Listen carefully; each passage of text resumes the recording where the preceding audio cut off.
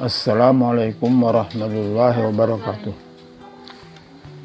Alhamdulillahilladzi hadana lihadza wa ma kunna linahtadiya laula an hadana Allah. Asyhadu an la ilaha illallah wa asyhadu anna Muhammadar Rasulullah. Allahumma shalli ala Muhammad wa ala alihi wa sahbihi ajmain. Amma ba'd.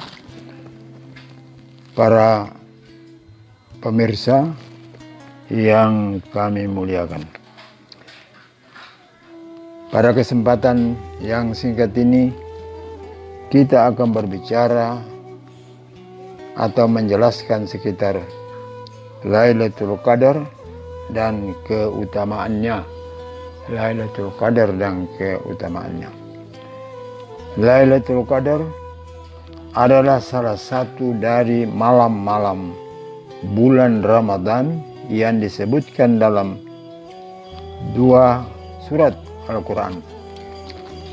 Yang pertama ialah surat Inna anzalna. Bismillahirrahmanirrahim. Inna anzalnahu fi lailatul qadar. Wa ma adraka ma lailatul qadar. Lailatul qadar khairum min alfi syahr. Tanazzalul malaikatu waruh fiha bi'izni rabbihim min kulli amrin salam. Salamun hiya hatta matal fajar.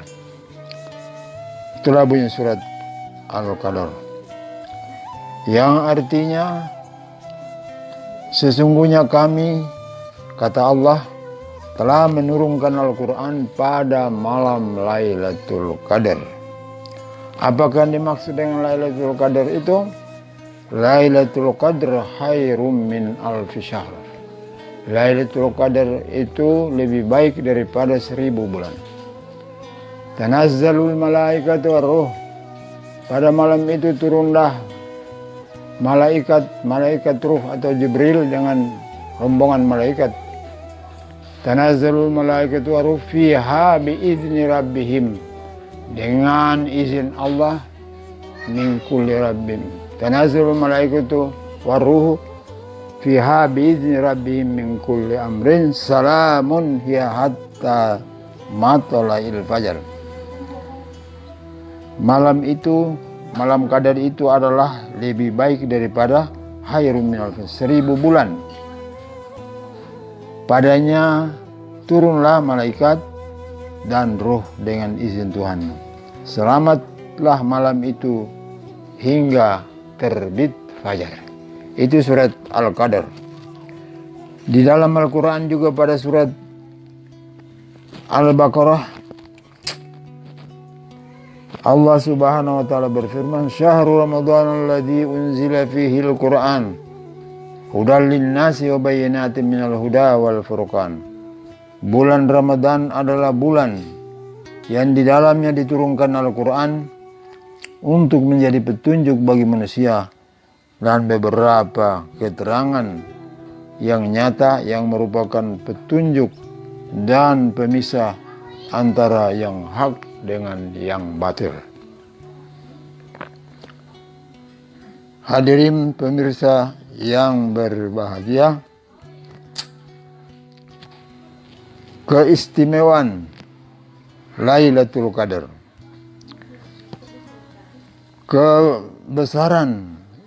kebesaran malam ini sebenarnya berpangkal pada dua hal atau dua pokok. Pertama, turunnya Al-Quran.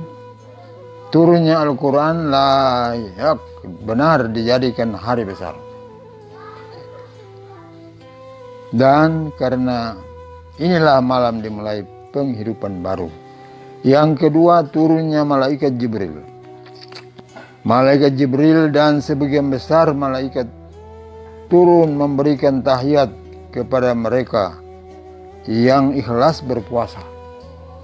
Jadi malaikat itu turun kepada manusia memberikan serta untuk mengembangkan salam dan rahmat antara penduduk bumi. Oleh karena itu malaikat pada malam itu turun memberikan tahiyat kepada umat manusia yang beriman pada malam atau pada waktu yang berpuasa pada bulan puasa itu. Hadirin yang dimuliakan oleh Allah Subhanahu wa ta'ala.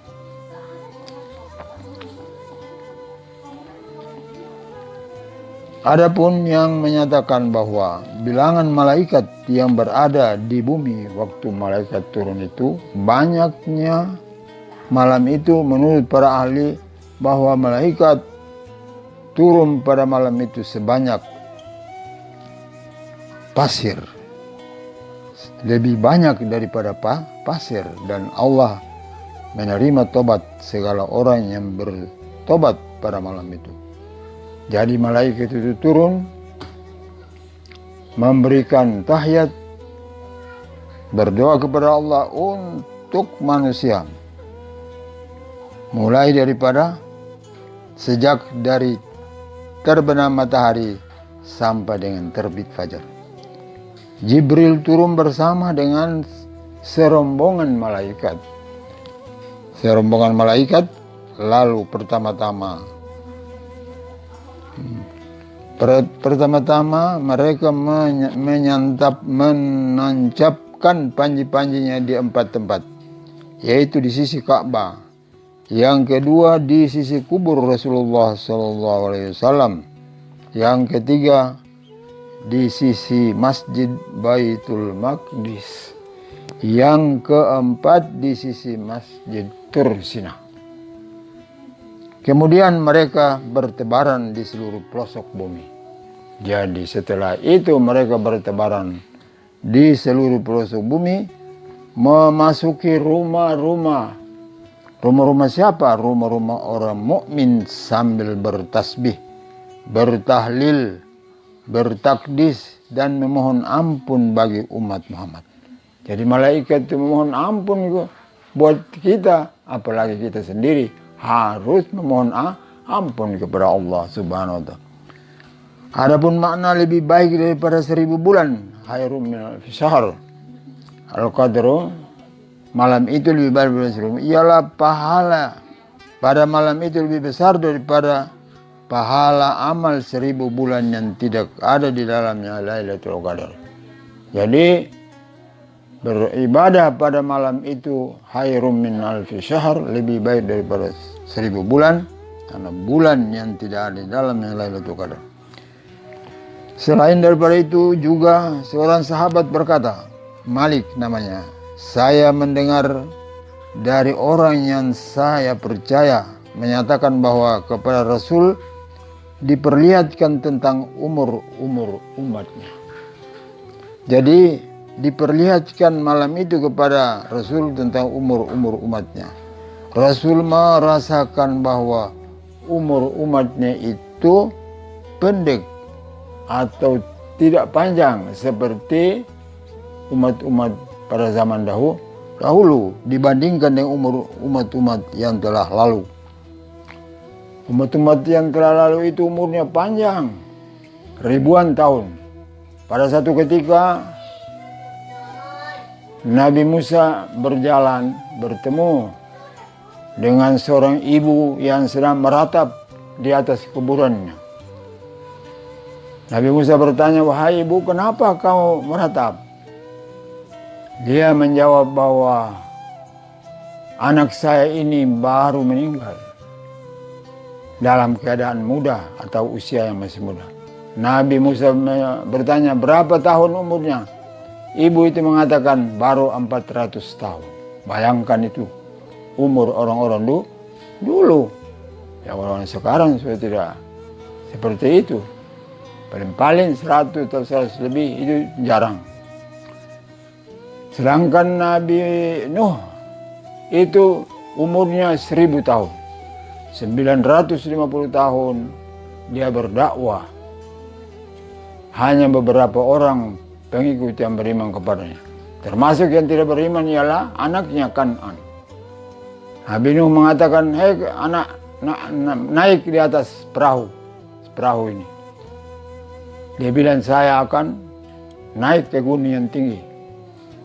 Padahal gunung yang tinggi sebentar habis tenggelam. Kata Allah, jangan lagi kamu minta bantuan untuk menyelamatkan, karena dia itu bukan ahlimu. Ya, jadi kalau anak yang durhaka, tidak taat kepada Allah, tidak taat kepada orang tua, tidak kepada Allah, ya itu bukan anak. Hadirin jemaah yang berbahagia. Jadi itulah karena umur umat daripada Nabi Muhammad itu terlalu pendek dibandingkan dengan umat-umat terdahulu. Keutamaan ketentuan masa Lailatul Qadar. Kita lanjut. Ketentuan masa Lailatul Qadar pada awalnya Nabi ingat benar tanggal malam itu. Artinya tanggal yang dinamakan dengan turun Lailatul Qadar. Pada saat itu Nabi masih ingat malam itu. Akan tetapi oleh karena sesuatu hikmah maka beliau lupa. Jadi ada hikmah di balik itu. Oleh karenanya Nabi Sallallahu Alaihi Wasallam menggerakkan kita umatnya supaya mencari malam Al-Qadar pada puluhan yang akhir dari bulan Ramadan. Jadi kita mencari Al-Qadar itu pada puluhan akhir daripada puluhan Ramadan.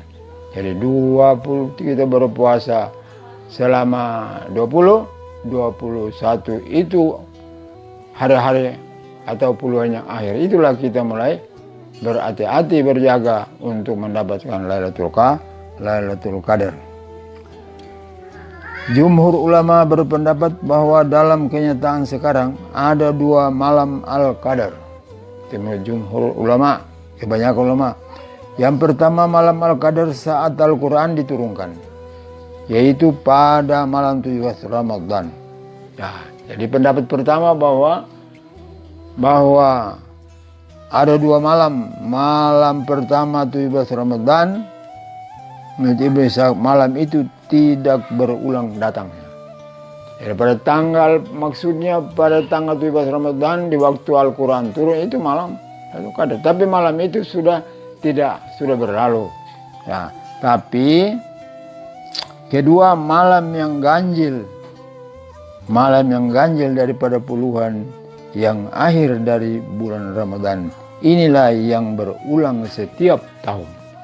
Nah, jadi pendapat yang kedua itulah yang benar, yaitu puluhan yang akhir daripada bulan Ramadan. Sekarang timbul pertanyaan, di malam apakah itu? Al-Quran tidak menerangkan malam Al-Qadar itu. Rasulullah tidak menerangkan malam apa dia. Rasul menerangkan tentang malam Qadar secara tersirat. Menurut riwayat Bukhari, kita disuruh mencari di puluhan yang akhir daripada bulan Ramadan. Kita cari dari akhir bulan atau hari-hari yang terakhir dari bulan Ramadan. Itu tanggal 21 bisa cari, 23, 25, 27. Yang pendapat yang paling kuat adalah malam 27 Ramadan. Kebanyakan sahabat berpendapat bahwa Lailatul Qadar terjadi pada 7 hari yang terakhir di bulan Ramadan. 7 hari yang terakhir. Terus kita lihat lanjut lagi.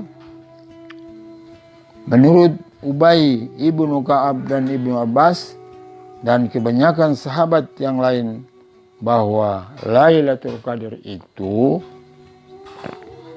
pada malam 27. Jadi itu pendapat yang sahih. Menurut Ibnu Umar dan Ubay bahwa malam Qadar itu adalah malam ke-27. Dan beliau menekankan bahwa matahari pada waktu itu terbit tanpa sinar.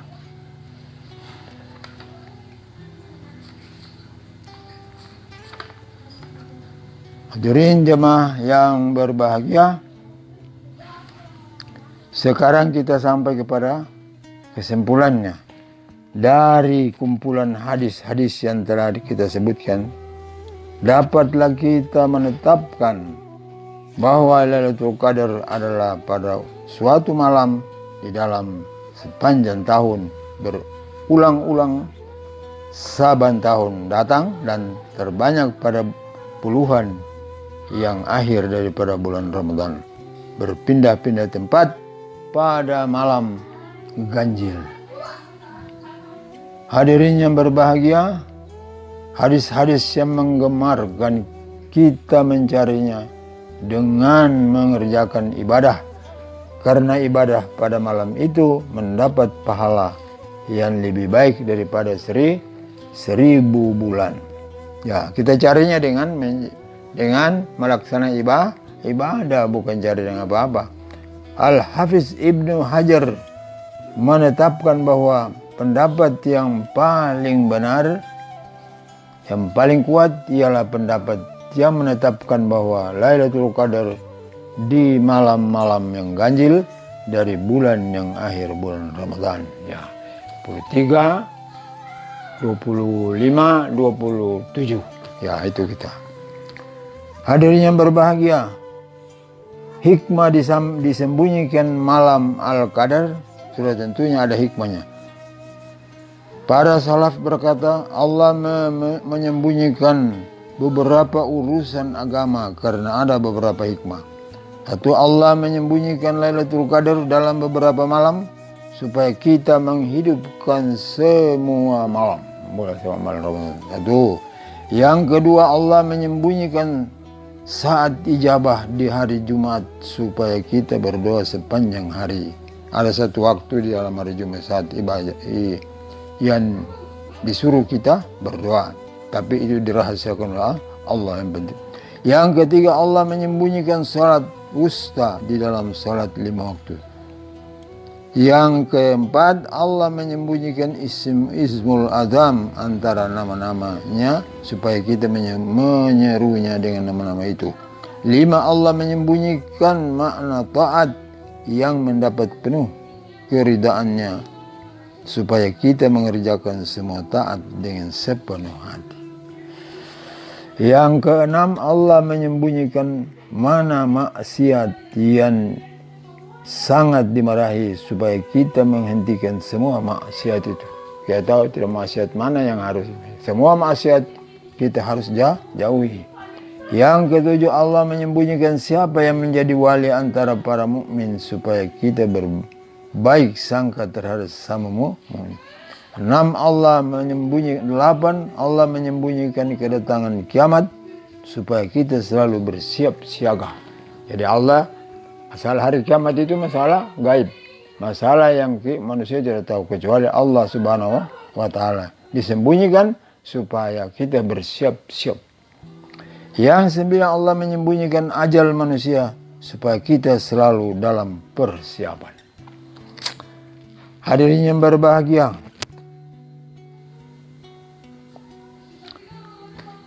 diriwayatkan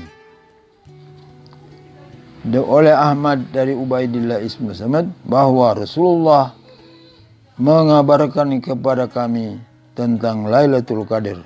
Beliau berkata, dia di dalam bulan Ramadan, di puluhan yang akhir malam 21, 23, 25, 27 atau 29 antaranya, atau di akhir malam bulan Ramadan. Barang siapa yang mengerjakan qiyam pada malam itu dengan iman kepada Allah dan karena mengharap keridhaan Allah, niscaya diampuni dosanya yang telah lalu dan dosa yang akan datang.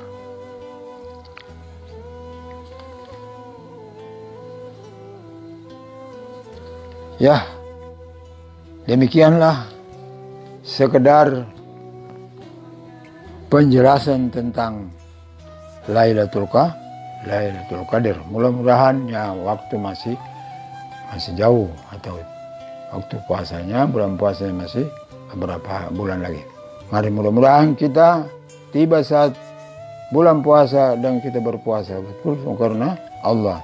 Man sama Ramadan iman wa ihtisaban ghufira lahu ma taqaddama min dzambi. Barang siapa berpuasa bulan Ramadan iman dan yakin kepada Allah, maka Allah mengampuni dosa-dosanya.